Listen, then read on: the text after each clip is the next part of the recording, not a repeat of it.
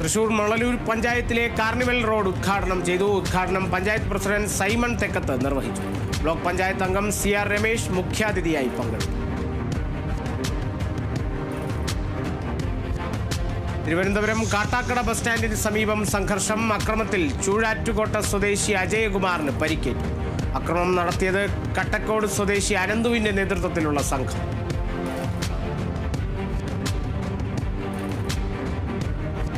Thrissur Elthuruthu saint Aloysius ഹൈസ്കൂളിലെ 1979 SSLC ബാച്ചിന്റെ രണ്ടാം പുനഃസംഗമം നടന്നു.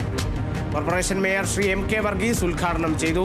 തൃശൂർ കോർപ്പറേഷൻ ആരോഗ്യ സ്റ്റാൻഡിംഗ് കമ്മിറ്റി ചെയർമാനായ ശ്രീ PK ഷാജൻ അധ്യക്ഷത വഹിച്ചു.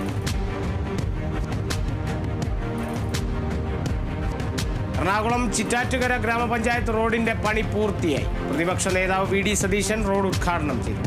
VD സതീശൻ MLA യുടെ 2023-24 വർഷത്തെ പ്രത്യേക വികസന പദ്ധതിയിൽ ഉൾപ്പെടുത്തിയാണ് റോഡ് നിർമ്മിച്ചത്.